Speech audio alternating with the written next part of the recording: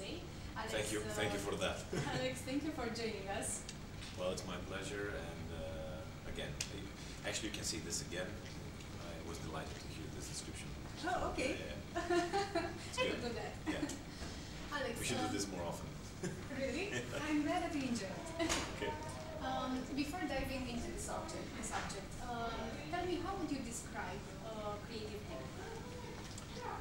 Well, a creative team is a team that, once set free, is able to deliver something, first of all.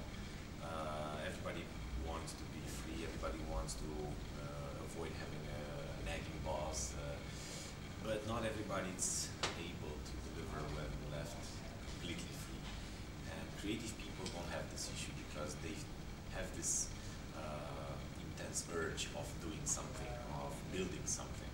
So it doesn't really matter if you're a designer or if you're a developer or if you're a business developer. Your mind is gonna just start working and never stop working. So it's just easy. So the only thing to do there as a manager is to just make sure that you set up the right environment for them to, first of all, be able to do their thing and to try to channel their energies into the direction that you see good as leader. Okay, but before managing this team, you have to build it, right? Yeah, that's the tough part. That's the tough part. Yeah. How do you recruit talents in your company? Is it about, having a good, powerful employer branding perception, or is it more about a good recruiting strategy? Of course, it definitely helps to have a good HR team and a good recruitment strategy and make sure that you kind of eliminate the red flags that could be spotted in it. It's difficult to actually get to know somebody, especially creative people, in a couple of meetings, like 2-3 meetings. So in the actual interviews, we're just looking for red flags for people that would not be a fit in our big team. And yes, we also do some technical tests sometimes just to make sure that people can cope under stress, can deliver some stuff. It's one thing to be able to say it, it's something else to be able to do. So that's definitely important. That being said, 80% of the guys in our company were referred by guys in our company, right? So somehow it just magically happened. If you have the right people are just going to recommend you because they like you as a company, as an environment, as a team, and they will talk about you to their friends. And if you do the things right for a year, 2, 3, 4, 5, now we're in year 14, okay? You start to see results. And it's something else when you do have the cash, either because you got an investment or you have cash available and you want to start a new department. It's something else because then you can. It's easier. I would say it's easier because you can do it fast and you can look at the top talent and you can disrupt maybe some other teams and attract people to your team. When you are smaller, when you don't have unlimited amounts of cash, or nobody has unlimited amounts of cash, but I think you get the idea. It's more difficult because you have to also build the brand and tell them, right now we are not the top player, but stick around. We're going to make cool things together. And the way you say that, it's not just through words, it's through your previous actions. So building also a company culture that is attractive. Yes. And that.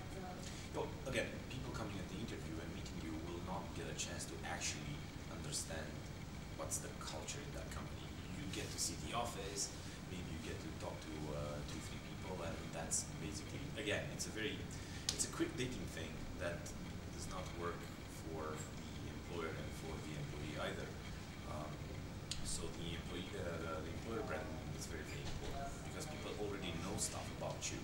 So when we have people saying, hey, I was just watching how you guys did the last years and I like it and I want to be part of your team. Or somebody says, hey, I applied 2 times already and I failed your recruitment test, but now I'm better prepared and I know right now and I'm confident that you're going to like me this time and I'm going to be in your team. And we have cases like that. And when you hear that, I admit you also feel good because it feels good to understand that people actually appreciate what you do. And people also want to create, cool stuff that people are going to use, that is trendy, and so on and so forth. So my question is, how do you let creativity be just be in your team, but also keep people on track, on deadline, delivering their tasks? How do you manage this? Well, first of all, if you really want to have a creative environment, you don't. It's not enough to just say, hey, speak your mind, whatever you want. You actually need to be supportive when they do. You need to actually listen, and you need to also take some actions and support their initiatives, maybe ideas. If you're not true, that's going to show pretty fast, and you're going to pay a huge penalty on that. So first of all, you need to encourage people to be creative and speak out their minds, which is a problem, especially in Romania, because we were taught in our families and definitely in school just to shut up. And That's sad. it is sad, but this is how things are.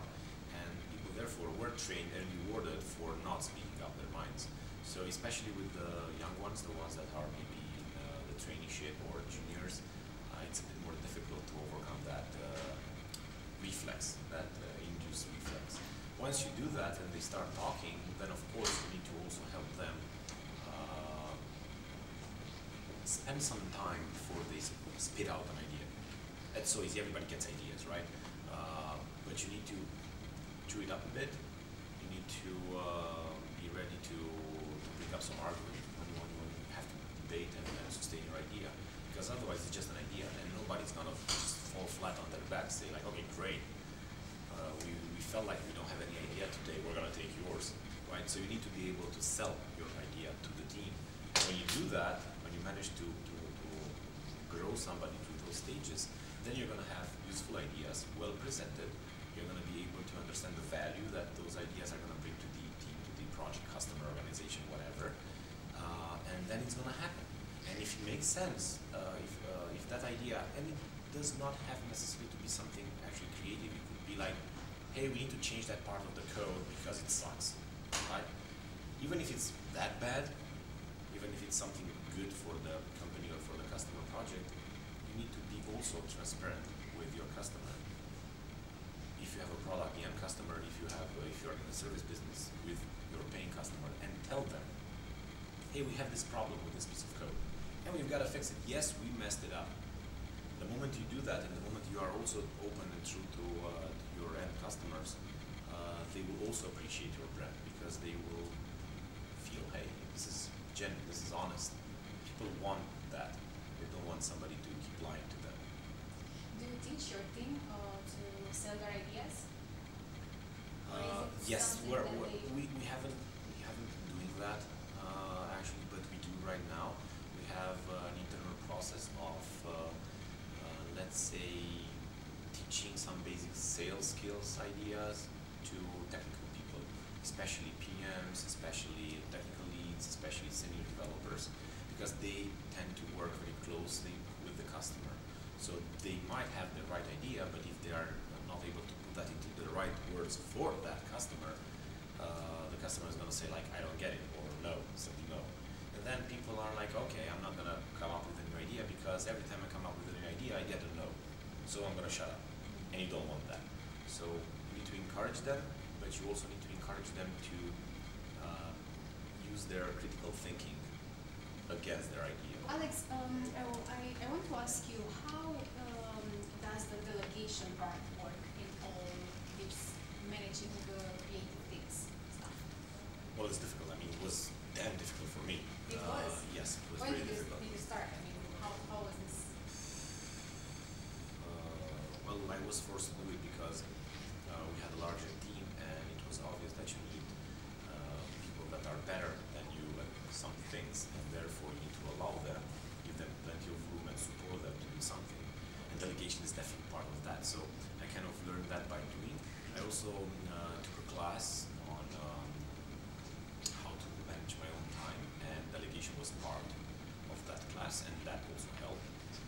And basically we're doing trainings like that in time management and delegation right now in our team as well. Not only sales skills, but also time management and delegation. And what can I say? It's the moment where you realize that you can do much more by allowing other people that are better than you at certain manage them. And then try to stay away, don't block them, do not micromanage them, trust them. Do you have specific management strategies that you apply in your company, as in agile, lean startup, or something like this? Right. Well, definitely our development processes are following the agile principles and all the ceremonies and everything. We're not respecting the agile methodology by the book. For instance, we do not have Scrum Masters per se. We have the project manager that kind of covers that role as well. So it's not by the book, but for us the principles are what matter. And we try to stay as true as possible to that. Whenever you don't do, you fail to do that, you're going to have an issue with the customer, and we still sometimes get that. If the customer does not understand or appreciate what you do in your process, they're going to just walk away because they will feel like, okay, it's a bunch of developers that just wasting time in meetings. And some people actually say that because they don't get it. They actually imagine developers are just, I don't know, buddies that stay on a chair from 9 to 5 and just code. What do you do when you have a customer that doesn't understand agile, for example, and they just don't want to work in? Well, one thing we did with one of our larger customers is we asked them nicely and paid for an agile class, a very introductory type of class, a one-on-one type of class. They agreed, and we had an external trainer, because it always helps to have an external trainer. He's going to have more credibility than you as a supplier. And they've been through the basics of agile, why it works, why the previous model doesn't work, why we need the requirements, why requirements need to be detailed, and so forth, and explaining them why the agile methodology is answering and how it's answering those issues. And I think it's moved a lot, the relationship. Nowadays it's easier to let's say to sell this, because anywhere they go they will basically hear the same thing: agile there, agile here, agile up, agile down. So it's not that out of the ordinary right now. So they know, yes, agile, but sometimes they don't have the understanding of what it actually means. What about meetings? Do you used to, rather go and see what people are working on, just asking what are you working on, instead of, setting a meeting or something like this? Or? Well, I used to, especially when the team, I think, was starting to get larger, like about 60 people or something. But then it just doesn't work.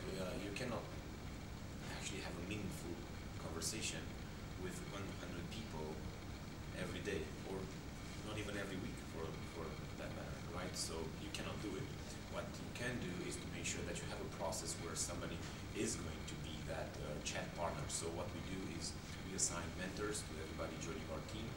We make sure that everybody gets one-on-one time with that mentor, and that everybody's covered. So that internal mentors? Or? Internal, so that you have somebody to talk about non-project, non-customer related things. Could be personal development, could be whatever. Stuff you don't get in the company, stuff you want to change in the company, or whatever topic you want. And we're pretty good at this. I mean, maybe we don't have a 100% coverage, but we're pretty close. And that's how you actually even teach the middle management, seniors, to grow the team. You cannot just do it by yourself.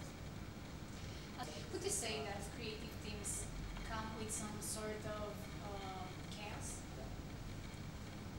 Well, you need a little bit of chaos in order to create stuff, right? So it depends how you understand that chaos. Some people are creative and they will say, that's why my desk is so messy, because this is how I think and I always know where everything is. I like my desk a little bit more, I don't know, tidy, I'd say, but I'm still considering myself a creative person. So whatever works for you. Could be lots of ideas that you talk to people and explore and maybe dedicate time to. And that sometimes can be good, sometimes can be bad, because if you're chasing way too many rabbits at once, yes, it's going to be a nice chase, but at the end of the day, you need to deliver something. So you need to catch at least one rabbit, right? So I think you definitely need a little bit of chaos, but you also need to watch it and make sure that you control it. Chaos does not control you. Alex, this was indeed a very nice chat. Thank you so much for your time and for sharing all always here at Tech Hub. Thank you. Thanks for watching.